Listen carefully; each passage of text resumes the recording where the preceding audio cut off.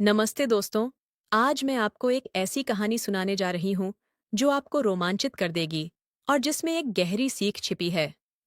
इस कहानी की घटनाएं इतनी दिलचस्प हैं कि आप इसे आखिर तक सुनना चाहेंगे। तो आइए शुरू करते हैं। दोस्तों, मेरा नाम रेखा है और मैंने बैंकिंग में डिप्लोमा किया है। अब मैं 29 साल की हूँ और एक गृहिणी के रूप में अपना जीवन बिता रही हूँ। मैं छत्तीसगढ़ के एक छोटे से गांव से हूँ और मेरी शादी विकास से हुई है, जिसकी उम्र 33 साल है। विकास शहर में फलों का थोक व्यापार करता है। वह बागानों से फल खरीदकर बाजारों में सप्लाई करता है। हमारी शादी को अब 5 साल हो चुके हैं और हमारी एक प्यारी सी बेटी है, तनिषा, जो अब 2.5 साल की हो गई है। शादी के बाद हमने एक छोटा सा मकान किराए पर लिया, वो भी उसी कस्बे में जहां मेरे माता पिता रहते हैं। इससे विकास के लिए काम पर जाना भी आसान हो गया और मुझे परिवार का साथ भी मिल गया। वैसे विकास के माता पिता यानी मेरे सास ससुर पास के ही एक गांव में अपनी खेती बाड़ी करते हैं। एक दिन की बात है, मेरे ननद जी का फोन आया। उन्होंने बताया कि उनके बेटे की सालगिरह के लिए एक विशेष किताब चाहिए जो उनके इलाके में नहीं मिल रही थी। मैंने उनसे कहा, चिंता मत करो दीदी, मैं कोशिश करके देखती हूँ। अगले दिन मैंने सलवार कमीज पहनी, अपनी बेटी को माँ के पास छोड़ा और किताब की तलाश में निकल पड़ी।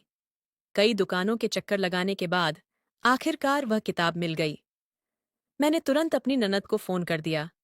उन्होंने कहा, रेखा, तुम किताब लेकर यहाँ आ जाओ और कुछ दिन हमारे साथ रह लो। बहुत दिन हो गए तुम्हें देखे। मैंने अपने पति विकास को फोन किया, लेकिन उसका फोन नहीं लग रहा था। फिर मैंने अपनी माँ को फोन करके बताया, माँ, मैं ननद जी के घर जा रही हूँ। वो किताब देनी है और शायद 1-2 दिन वहीं रुक जाऊंगी। विकास का फोन नहीं लग रहा है, अगर वो पूछे तो बता देना। तब तक तनिषा का ध्यान रखना। मेरे गांव से ननद के गांव तक जाने के लिए सार्वजनिक यातायात की कोई अच्छी सुविधा नहीं थी। गांव में अधिकतर कच्ची सड़कें थीं और आने जाने के लिए या तो पैदल चलना पड़ता था या फिर किसी प्राइवेट वाहन पर निर्भर रहना पड़ता था। मैं बस स्टॉप पर खड़ी थी, तभी एक मैजिक वैन, छोटी यात्री गाड़ी, आकर रुकी। उसे एक युवक चला रहा था जो लगभग 20 से 22 साल का लग रहा था। मैंने पूछा, क्या यह गाड़ी बरगवां जाएगी? उसने सिर हिलाकर हाँ कहा और मैं गाड़ी में बैठ गई। गाड़ी में मेरे अलावा 2 और यात्री थे, एक बुजुर्ग महिला और एक युवक। थोड़ी दूर जाने के बाद दोनों यात्री अपनी अपनी जगह पर उतर गए और मैं अकेली रह गई। ड्राइवर ने अपने मोबाइल पर किसी से बात करनी शुरू कर दी। वह किसी से पैसों के बारे में बहस कर रहा था। अरे भाई, मेरा पूरा पैसा चाहिए मुझे। मैंने जो माल भेजा था उसकी कीमत बहुत ज्यादा है। मैं अब और इंतजार नहीं कर सकता। तुम्हारे पास अगर पैसे तैयार हैं तो मैं आ रहा हूं लेने के लिए। वो फोन पर बोल रहा था। फोन रखने के बाद उसने मुझसे पूछा, बहन जी, अगर आपको कोई ऐतराज ना हो तो क्या मैं रास्ते में एक जगह थोड़ा रुक सकता हूं? मुझे वहां से कुछ पैसे लेने हैं। बस 5 मिनट लगेंगे। मैंने हिचकिचाते हुए कहा, मुझे जल्दी है। मेरी बेटी मेरी माँ के पास है और अगर मेरे पति घर लौट आए तो परेशानी हो जाएगी। बहन जी, बस 5 मिनट, रास्ते में ही पड़ता है, उसने जोर देकर कहा। मैंने असहज होकर हामी भर दी। इस बीच मैं लगातार विकास को फोन लगा रही थी, लेकिन उसका फोन अब भी बंद था। थोड़ी देर बाद ड्राइवर ने मुख्य सड़क छोड़कर गाड़ी को एक कच्चे रास्ते पर मोड़ लिया जो खेतों के बीच से जाता था। मुझे अजीब लगा और मैंने पूछा, ये कहाँ जा रहे हैं आप? उसने आगे इशारा करते हुए कहा, वहां देखिए, उस फल बगीचे के पास ही जाना है, वहीं से पैसे लेने हैं। फिर उसने किसी को फोन लगाकर कहा, हाँ, मैं पहुंच गया हूं, पैसे तैयार रखना।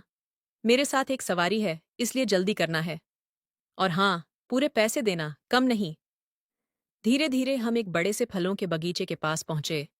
वहां एक बड़ा लोहे का गेट था जिसके पास एक बूढ़ा आदमी खड़ा था। ड्राइवर ने मुझसे कहा, ये यहाँ का माली है, इससे पैसे लेकर हम चलेंगे। लेकिन अचानक उसने गाड़ी को गेट के अंदर मोड़ दिया और जैसे ही हम अंदर गए, पीछे से गेट बंद हो गया। मैं डर गई और चिल्लाई, ये क्या कर रहे हो? मुझे जाने दो। तभी वहां 2 और युवक आ गए जो ड्राइवर के ही उम्र के थे। मैं समझ गई कि कुछ गलत होने वाला है। मैंने गाड़ी से बाहर निकलने की कोशिश की, लेकिन ड्राइवर ने मेरा हाथ पकड़ लिया। छोड़ो मुझे! मैं चिल्लाई और अपना हाथ छुड़ाने की कोशिश करने लगी। तभी तीनों युवकों ने मिलकर मुझे पकड़ लिया। मैं पूरी ताकत से लड़ रही थी। लात घूंसे मार रही थी। एक की नाक पर मैंने ऐसी चपत जमाई कि वह पीछे हट गया। लेकिन बूढ़ा माली भी अब मेरी तरफ आने लगा था। उसके हाथ में रस्सी थी। मैं चीखती रही, लेकिन वहां कोई सुनने वाला नहीं था। बूढ़े ने जल्दी से मेरे पैरों में रस्सी लपेट दी और खींच दी, जिससे मैं जमीन पर गिर पड़ी। तीनों युवक मेरे ऊपर टूट पड़े। उन्होंने मेरे हाथ पकड़ लिए और मेरे मुंह पर हाथ रख दिया ताकि मैं चिल्ला न सकूं। मैंने अपने आप को बचाने के लिए जोर लगाया, लेकिन चारों मिलकर मेरी एक न चलने दे रहे थे। फिर बूढ़े ने मेरे हाथों को भी बांध दिया। ड्राइवर ने एक थप्पड़ मारकर कहा, चुप रह, वरना मार डालेंगे। मैंने पूरे दम से कोशिश की, लेकिन चारों ने मिलकर मुझे पूरी तरह से काबू कर लिया था। मैंने आंखें बंद कर लीं और सोचने लगी कि अब क्या होगा। इतने में वहां एक और नौजवान आ गया। उसने सीटी बजाते हुए कहा, वाह सुमित भाई, क्या कमाल का इंतजाम किया है आज। तुम्हारी पसंद हमेशा जबरदस्त रहती है यार। इस बात से मुझे पता चला कि मैजिक वैन चलाने वाले का नाम सुमित था। वह मेरे पास आकर झुका और कान में फुसफुसाया, देखो, अब हमारी बात मानना ही बेहतर है। बस कुछ घंटे की बात है, फिर मैं तुम्हें तुम्हारे गांव के रास्ते पर छोड़ दूंगा जहां तुम कहोगी।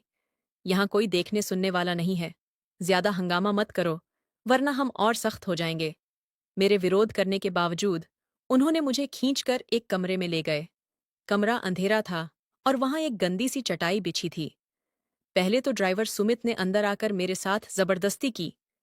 वो ऐसा कर रहा था जैसे कितने दिनों से भूखा हो। मैं रो रही थी, चिल्ला रही थी, लेकिन कोई फायदा नहीं हुआ। ड्राइवर सुमित ने अपना अत्याचार पूरा करने के बाद पास रखे एक गिलास में कुछ पिया। वह शायद शहद था। फिर वह जंगली जानवर जैसा बर्ताव करने लगा। करीब 1 घंटे तक इस तरह का बर्ताव जारी रहा। जब मैं पूरी तरह थक चुकी थी, तब उसने बाहर जाते हुए बूढ़े माली को आवाज दी, रामलाल, इधर आ। बूढ़ा रामलाल झट से अंदर आ गया। सुमित ने उसे बताया, रामलाल काका, अभी अभी मैंने मालिक को फोन किया है। वे किसी जरूरी काम से आ रहे हैं। जब तक वे नहीं आते, इसे कहीं जाने मत देना। इतना कहकर ड्राइवर सुमित बाहर चला गया। फिर वो बूढ़ा रामलाल ने अंदर आकर अपने कपड़े उतारने शुरू कर दिए। फिर उसने मुझे खड़ा किया और मेरे दोनों हाथों को ऊपर से लटकती एक रस्सी से बांध दिया। मैं बिल्कुल बेबस थी। रामलाल मेरे पीछे आया और मुझे जकड़ लिया। अपनी उम्र के हिसाब से वह काफी मजबूत था। इसी बीच दो और नौजवान अंदर आ गए। एक ने हंसते हुए कहा, अरे काका, क्या आज सारी रात की मस्ती अभी ही कर लोगे? दूसरे ने छेड़ते हुए कहा, काका तो हमेशा से ऐसे ही खड़े खड़े काम करते आए हैं, आदत से मजबूर हैं। तभी मुझे समझ आया कि वे मेरी हालत पर मजाक उड़ा रहे थे। मैंने भागने की कोशिश की, लेकिन वो बूढ़ा रामलाल की पकड़ मजबूत थी। जब उसकी ख्वाहिश पूरी हो गई और वह थक गया, तब उसने मुझसे कहा, कैसा लगा? अच्छा लगे तो बताना, फिर से आऊंगा। इतना कहकर वह बाहर निकल गया और वे दोनों नौजवान बारी बारी से अंदर आए और मेरे ऊपर सवार हो गया। मैं लगातार रस्सी से बंधी खड़ी रही। जब वे अपना काम करके चले गए, तब बूढ़ा रामलाल वापस आया। उसने मुझे खोला और पानी का एक बाल्टी लाकर दिया ताकि मैं खुद को धो सकूं। अचानक बाहर से किसी की आवाज आई। रामलाल ने कहा, लगता है मालिक विकास आ गए हैं। ये नाम सुनते ही मेरा दिल जोर से धड़कने लगा। क्या मेरा पति विकास? मेरे कान पर यकीन नहीं हुआ। बाहर से किसी ने पूछा, सामान कहाँ है? और किसी ने जवाब दिया, रामलाल काका के साथ अंदर है। मालिक हंसते हुए बोला, रामलाल तो कुछ भी हाथ से जाने नहीं देता, खुद को भी परेशान करता रहता है। इस पर सभी हंसने लगे। ड्राइवर सुमित ने कहा, लेकिन मालिक, आज जो अंदर है वो आपको बहुत पसंद आएगी। एकदम खास चीज है। मालिक ने जवाब दिया, सुमित, तुम तो इस काम के उस्ताद हो, हमेशा शानदार चुनाव करते हो। सुमित ने फिर कहा, मालिक, ये अब तक की सबसे अच्छी पसंद है। अंदर जाकर खुद देख लीजिए। मैंने जब मालिक की आवाज सुनी, तो मेरे पैरों तले जमीन खिसक गई। ये तो वही आवाज थी जिसे मैं रोज सुनती थी, मेरे पति विकास की। वही इन सब का सरदार था। मैंने अपना चेहरा दीवार की तरफ कर लिया था और अपने बालों से ढक रखा था। विकास अंदर आया और बूढ़ा रामलाल को मेरे ऊपर पानी डालते देखा। रामलाल, तेरी यह दयालुता ही एक दिन तेरी जान लेगी, विकास ने हंसते हुए कहा। फिर बोला, जा, बाहर निकल। आज इन्होंने जो लाया है, उसकी कहानी क्या है? जरा मैं भी देखूं। ये सब तब हो रहा था, जब उसने अब भी मेरा चेहरा नहीं देखा था। मैंने अपने बालों से चेहरा छिपा रखा था और दीवार की ओर मुंह किए थे। विकास मेरे पीछे आया और मुझे कसकर पकड़ लिया। वाकई इस बार लड़कों ने बेहतरीन चुनाव किया है, उसने मेरे कान में फुसफुसाते हुए कहा। जैसे ही वह आगे बढ़ा, मैंने धीरे से अपना चेहरा उसकी तरफ घुमा दिया। उसकी आंखें अचानक फैल गईं, जैसे किसी ने उसके सीने में छुरा घोंप दिया हो। उसके मुंह से कोई शब्द नहीं निकला। हम दोनों एक दूसरे को बस देखते रहे। समय जैसे थम गया था। फिर विकास ने गुस्से से भरी आवाज में पूछा, तुम यहां कैसे पहुंची? घर से बाहर क्यों निकली थीं? मैंने कड़वाहट से कहा, जैसे तुम्हारा यह चेला सुमित न जाने कितनी औरतों को यहां लाया होगा, वैसे ही मुझे भी लाया। मैं तो तुम्हारी बहन की किताब देने निकली थी। तुम्हें कई बार फोन किया था, लेकिन तुम्हारा फोन बंद था। फिर इस सुमित ने धोखे से मुझे यहां ला दिया। उसका चेहरा पीला पड़ गया। उसने हकलाते हुए पूछा, तनिषा, तनिषा कहाँ है? चिंता मत करो, तुम्हारी बेटी मेरी माँ के पास सुरक्षित है, मैंने ठंडे स्वर में कहा। फिर उसने डरते हुए पूछा, क्या क्या किसी ने तुम्हें छुआ? मैंने उसकी आंखों में सीधे देखते हुए जवाब दिया, हाँ, 4 लोगों ने। पिछले 2 घंटों से वे मुझे एक पल के लिए भी नहीं छोड़ रहे थे। क्या किसी को पता है कि तुम किसकी पत्नी हो? उसने घबराते हुए पूछा। नहीं, मैंने जवाब दिया। वे मुझे धमकी दे रहे थे कि किसी को कुछ मत बताना, वरना बुरा हाल करेंगे। मुझे मारा भी, लेकिन मैंने तुम्हारा नाम नहीं लिया। इस बीच रामलाल अंदर आ गया। मालिक, आप थक गए होंगे, लेकिन मुझे तो अभी और भूख लगी है। मैं इसे कपड़े पहनने में मदद कर देता हूं, उसने मुस्कुराते हुए कहा। विकास कुछ भी कहने की स्थिति में नहीं था। वह बस चुपचाप खड़ा रह गया। बूढ़ा रामलाल ने मेरे पास आकर फिर से छेड़छाड़ शुरू कर दी। इस बार मैंने विरोध नहीं किया। मैंने अपने मन में ठान ली थी कि अब मैं विकास को सबसे बड़ी शर्मिंदगी से रूबरू कराऊंगी। मैंने जानबूझकर जोर-जोर से आवाजें निकालनी शुरू कर दीं। मेरी आवाज सुनकर बाहर खड़े तीनों युवक अंदर आ गए और हंसने लगे। विकास से यह सब देखा नहीं गया और वह बाहर जाकर बैठ गया। मैंने और भी ऊंची आवाज में कहा, आओ, सब लोग आओ, मेरे साथ मजे लो। वे सभी दौड़े-दौड़े आए और बारी-बारी अंदर आने लगे। विकास बाहर बैठा मेरी आवाजों से पागल हो रहा था। अब रात होने लगी थी और मैंने तय कर लिया कि मैं पूरी रात यहीं रहकर विकास को हर पल अपमानित महसूस कराऊंगी। सुबह हुई तो मैंने अपने कपड़े पहने और बूढ़ा रामलाल से कहा, मैं फिर आऊंगी तुम्हारे पास, इंतजार करना। विकास, जो सबका मालिक था और सिर्फ नाम का मेरा पति, वह चुपचाप मुझे घर छोड़ने के लिए आ गया। शायद वह जानना चाहता था कि मैं किसी को बताऊंगी या नहीं। हम दोनों एक टेम्पो में बैठे और पूरे रास्ते एक शब्द भी नहीं बोले।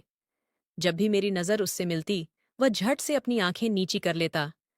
थोड़ी देर के बाद मैंने कहा, तुमने जो किया, उसकी सजा मैंने भुगत ली, लेकिन अब हम साथ नहीं रह सकते।